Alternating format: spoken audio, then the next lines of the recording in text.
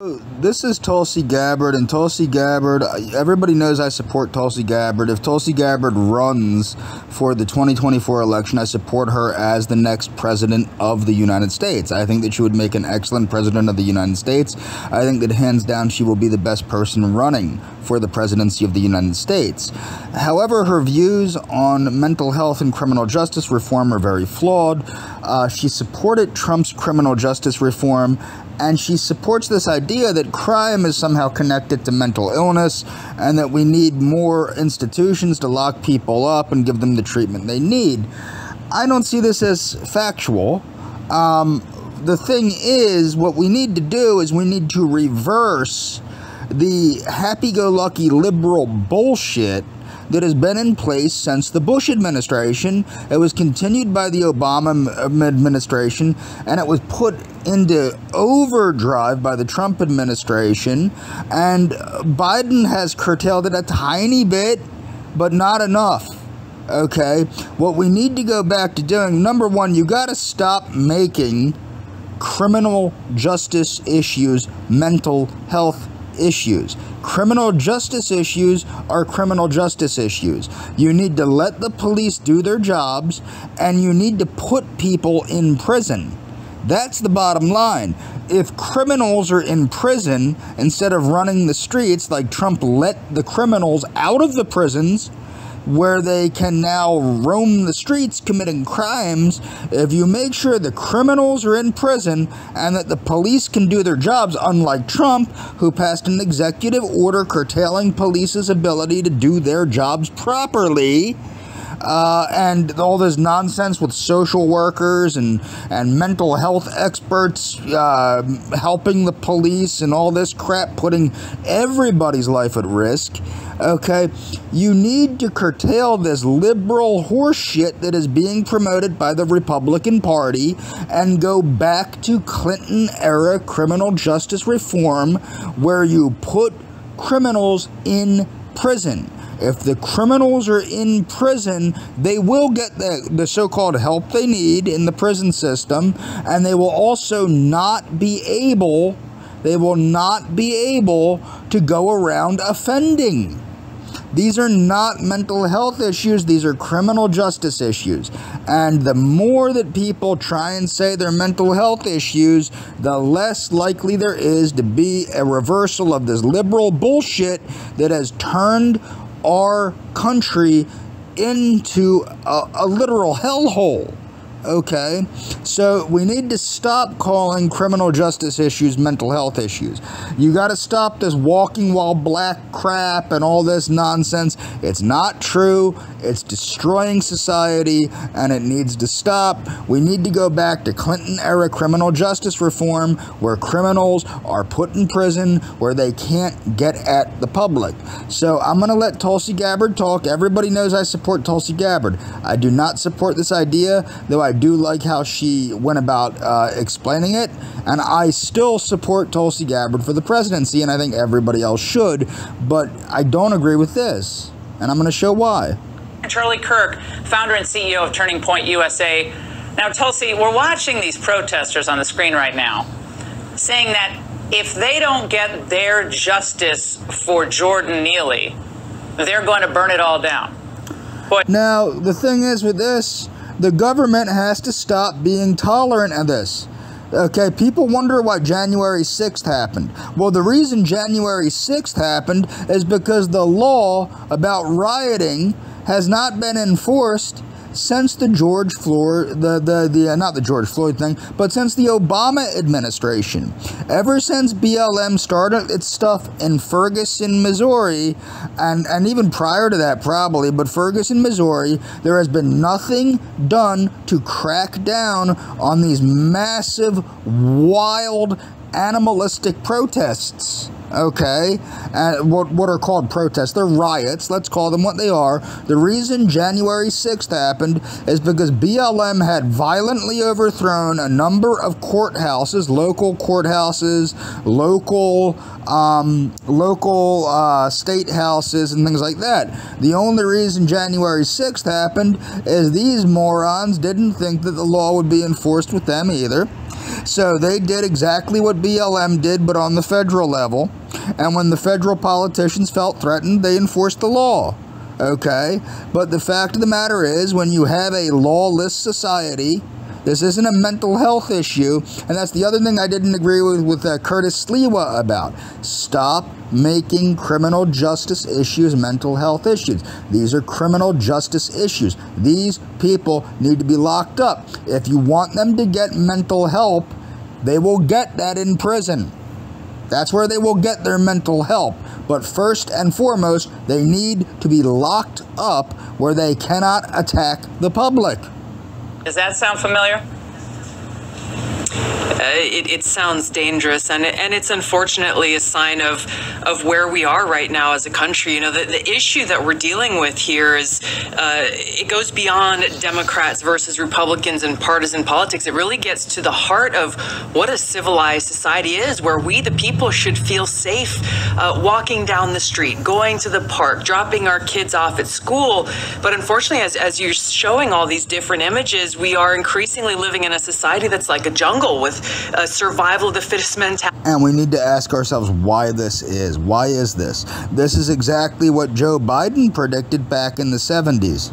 Society that's like a jungle with survival of the fittest mentality, where if you want to go out, you feel like I got to arm myself in order to defend myself, either against a criminal or someone who happens to be mentally ill and potentially posing a threat to others.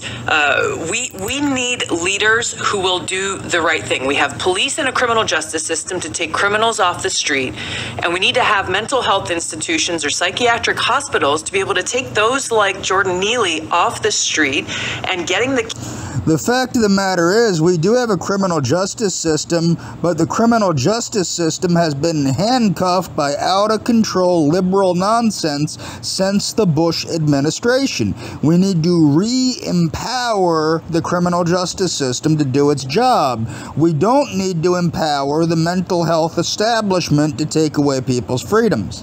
That's something we don't need to do. But we do need to prosecute and imprison criminals for the crimes they're committing. Period. That's what needs to happen. Justice system to take criminals off the street, and we need to have mental health institutions or psychiatric hospitals to be able to take those like Jordan Neely off the street and getting the care that they need and ensuring the safety. The man was making terroristic threats in the public. He could have easily been apprehended by the police. A concerned citizen took things into his own hands, okay? But we don't need a mental health system to deal with this. This could have been dealt with by law enforcement. I'm sure this isn't the first time this person was acting like this in public. The problem is everybody tolerates this. This is not something that should be tolerated. This is somebody that should be put in prison for making terroristic threats to the public. Now I'm going to move on here. So you might be asking yourselves, why are we living in a progressively worse and worse crime environment? Well, the reason why is the lack of enforcement of laws since the Bush administration. Everything has been focused on other things, and it got worse under Obama, and it got horrible under Trump, who reversed Clinton-era legislation, bipartisan Clinton-era legislation that put criminals where they belong, in prison. Okay, and Trump went a step further and handcuffed the criminal justice system, disallowing police to do their jobs properly. President Trump showcasing what would be the most sweeping prison reform agreement in decades, and if it passes, one of the biggest bipartisan laws of his administration. Americans from across the political spectrum can unite around prison reform legislation that will reduce crime while giving our fellow citizens a chance at redemption. The deal would loosen restrictions on certain federal... Has it reduced crime? It hasn't seemed to. It seems like crime's increasing. Apparently, when you let criminals out of prison, it tends to raise the crime rate. Mandatory minimum sentences give judges more discretion to sentence people who've committed minor crimes in the past and extend a 2010... Why do judges have restrictions? Okay, when I took constitutional law, what is so absurd is this idea of case law. The judge's job is to enforce, to utilize the law to sentence people according to the law. What I see case law as is legislation from the bench. That is all it is. It needs to stop. This liberal horse shit needs to end. We need to go back to a country governed by laws and not a cult of personality. We are swinging from one cult of personality to the other. One to the other, one to the other, one to the other, and it needs to stop. We need to go back to being a constitutional republic governed by laws. That could help federal drug offenders serving disproportionately long sentences. We're just putting a lot of people in jail for a long. What you need to understand is these people are not serving disproportionately long sentences.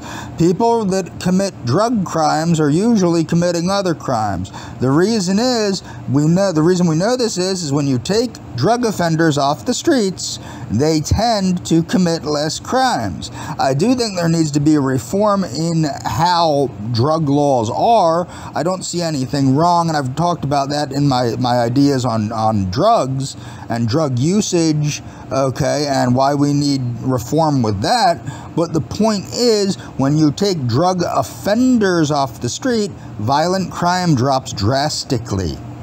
We're just putting a lot of people in jail for a long period of time who I think need to be back out on the streets working. The rollout comes. In other words, he thinks they need to be back out on the streets committing crime. These people do not get back out on the streets working. What they do is they go back to doing. Why would you work for $8 an hour when you could make thousands of dollars an hour doing what these people did before they went to prison? Do you understand? When I was in Job Corps, that's the biggest problem Job Corps has. They teach these people a trade. When they get out, they're going right back to what they're doing because you're not making the money that you would like to be making. Or what they do is they commit crimes while they're working a job. Okay? Now I'm going to move on here. It's almost hard for me to speak about this. So this is Trump signing this debacle of a bill into law that has reversed the bipartisan Clinton-era legislation that put criminals where they belong, behind bars, where they can't commit crime. Then he has let them out onto the streets where they are doing what? Committing crime. This is not rocket science. We know what happens when you let criminals out of prison. This happens everywhere. It happened when Rendell started doing it in Pennsylvania. Okay, we know it doesn't take a rocket scientist to figure this out. When you stop enforcing the law, more crime happens. When you let criminals out of prison, more crime happens. When you enforce the laws, less crime happens, especially violent crime. Without being emotional. In the process of this has brought together friendships that I'll cherish for the rest of my life. I'm now texting buddies with Van Jones, with Dick Durbin, and with Cory Booker, and I speak to Jared Kushner about 5 times a day. In the middle of dinner, when my phone rings, my family says to me, "It's Jared, isn't it?"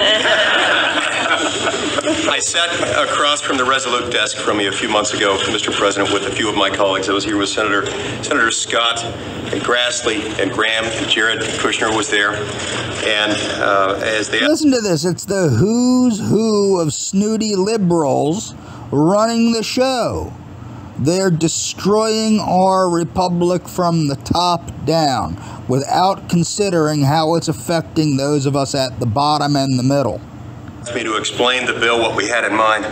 At one moment, I tapped for emphasis gently on the Resolute desk, this great historic masterpiece, and to my astonishment, it echoed. It was loud. I thought all of a sudden that the Secret Service was going to come in and arrest me.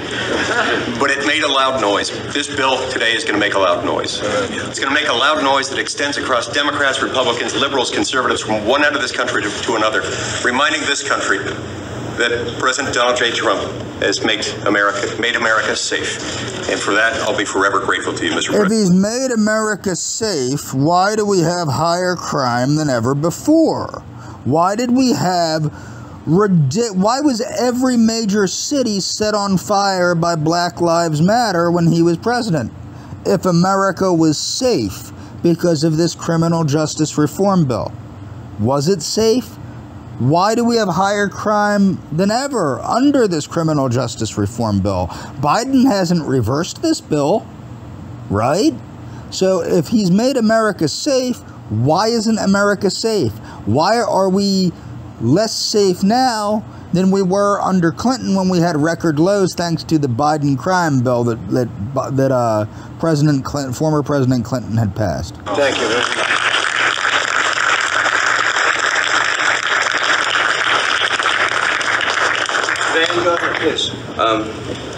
Mr. President, there's nothing more important than freedom.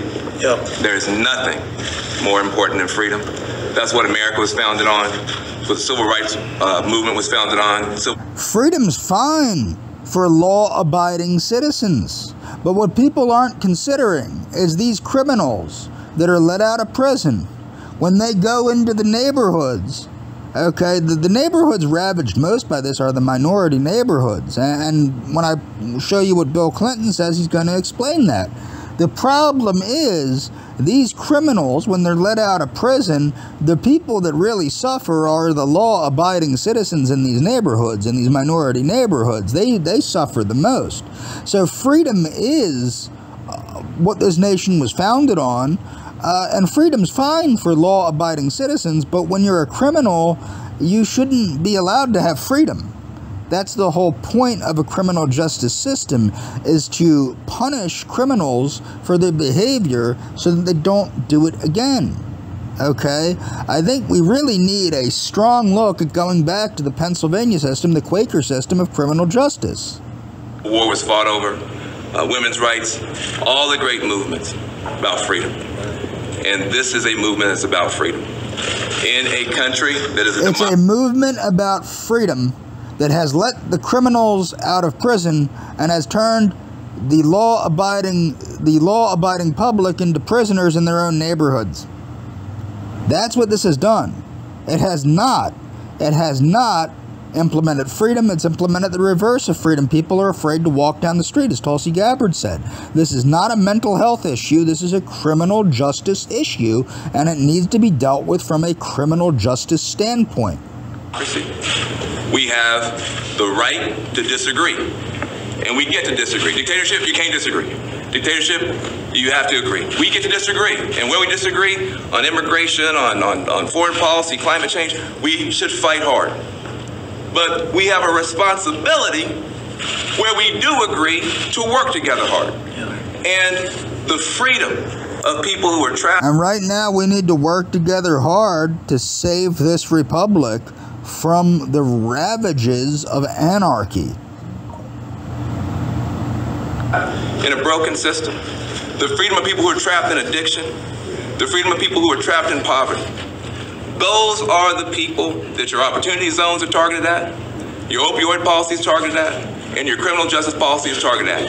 And when you're trying to help people on the bottom, sir, I will work with or against any Democrat, with or against any Republican. If he was trying to help people at the bottom, he would be enforcing the law and helping these people get the help that they need. They do not need this wishy-washy liberal nonsense. They need safe communities. And the only way you have safe communities is through law and order. And Trump reversed the law and order policies of Bill Clinton. So Trump passed that law because of Trump's own insane, vehemently liberal and vehemently anti-American ideas. If you don't believe me that Trump has anti-American ideas, read The Art of the Deal when he talks about how he identified more with the immigrants from Germany, particularly the Jewish immigrants from Germany, and how much he despises the white Anglo-Saxon Protestant upper crust. If you know anything about Mar-a-Lago, you know that he started allowing people, including Michael Jackson, who, by the way, Donald Trump was very close friends with Michael Jackson. People know about that documentary with Neverland and whatnot. And what you need to ask yourselves is Is Trump a militant liberal or not? Does Trump have certain ideologies that stunt his ability to see things the way that they are? And I think that this answers it right here.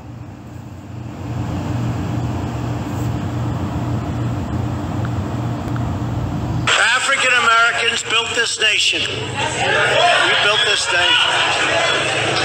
You know, you're just starting to get real credit for that. Okay, I don't know if you know that. You're just starting to get, you built the nation. We all built it, but you were such a massive part of it. Bigger than you were given credit for. Does that make sense? Right? African Americans built this nation. African Americans built this nation. You built this nation. Moving on. So here Joe Biden starts with Bill Clinton's support for the law and order criminal justice reform in the Biden crime bill, the criminal justice reform that resulted in record lows in crime. This is not a mental health reform bill.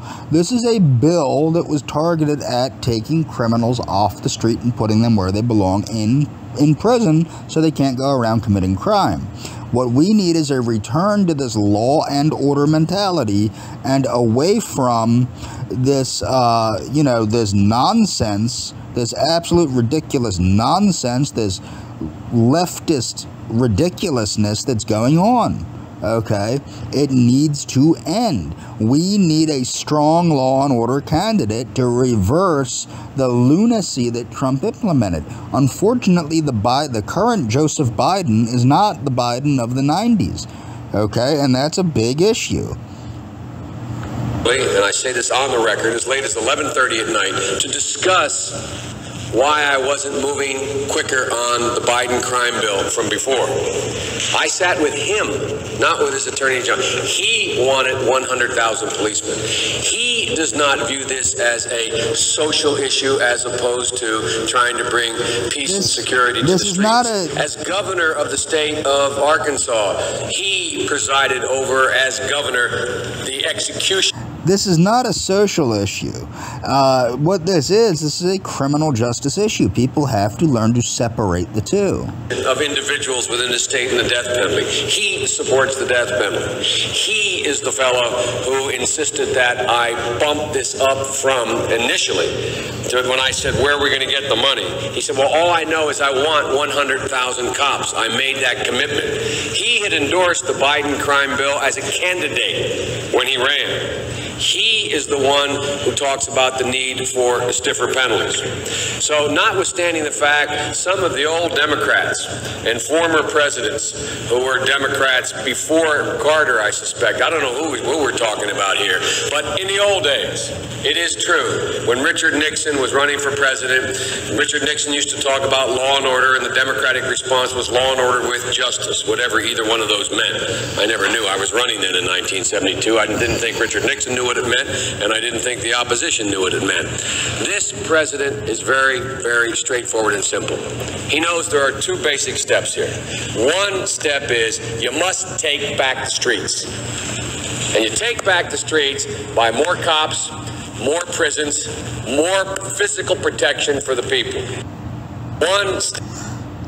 Now, I want people to pay attention to what Joe Biden is saying here and keep in mind that this is something that is not being done. We need somebody that will do this.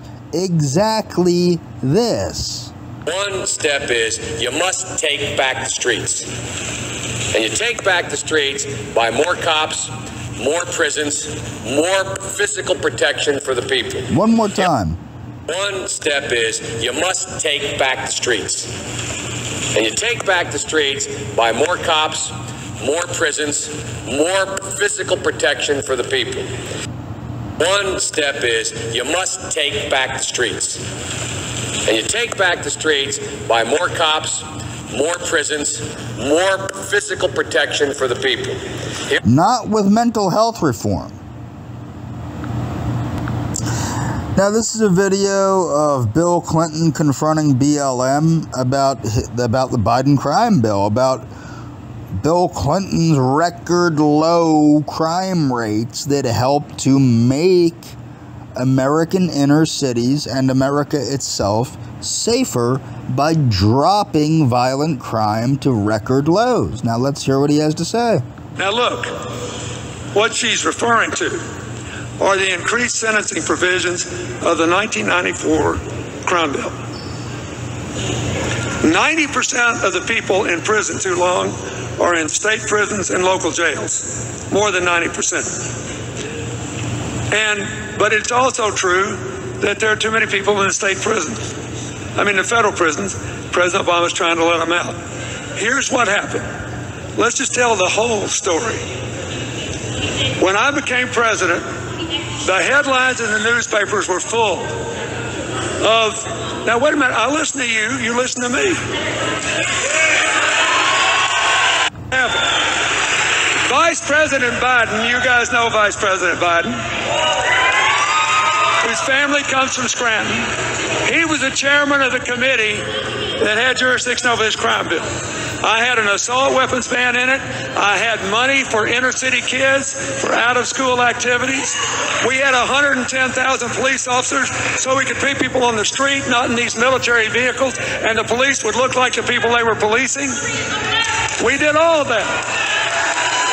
And Biden said, you can't pass this bill, the Republicans will kill it if you don't put more sentencing in.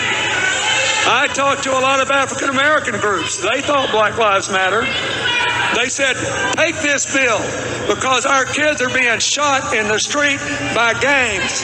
We have 13-year-old kids planning their own funerals. She doesn't want to hear any of that. You know what else she doesn't want to hear? Because of that bill, we had a 25-year low in crime. Because of that bill, we had a 25-year low in crime. Because of that bill, we had a 25-year low in crime, a 33 low in the murder rate year. A 25-year low in crime, a 33 low in the murder rate murder rate. And listen to this. A 25-year low in crime, a 33 low in the murder rate murder rate. And listen to this. Because of that and the background check law, we had a 46-year low in the deaths of people by gun violence.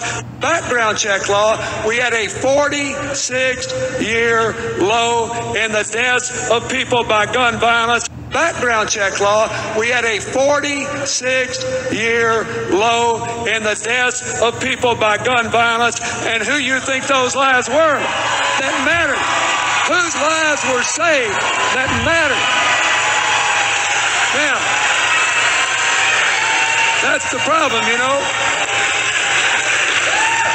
And who was the first candidate?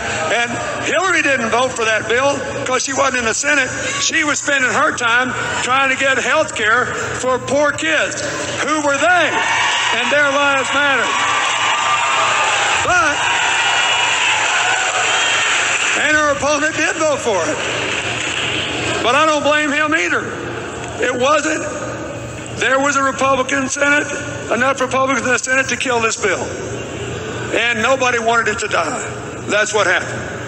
But she was the first candidate, the first one to say, let's get these people who did nonviolent offenses out of prison. And guess what? A lot of Republicans agree. They know they made a mistake.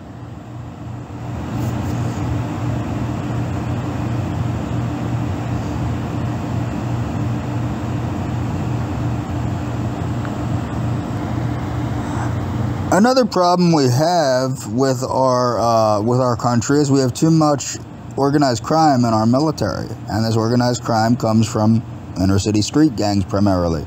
So each branch, and where do these inner city street gangs come from? Well, each branch of the military is required by the U.S. Department of Defense to uphold and review affirmative action policies. In addition, each branch is also required to complete an annual military equal opportunity assessment. It can be easy to forget, but the military is a workplace.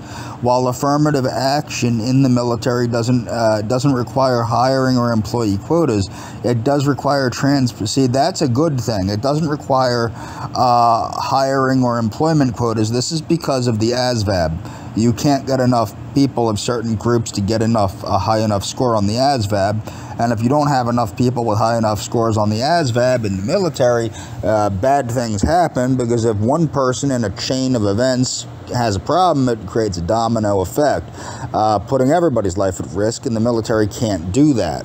So it does require transparency in the establishment of an inclusive culture. We don't need a culture of inclusion in the military. What we need is a culture of strict militant order in the military.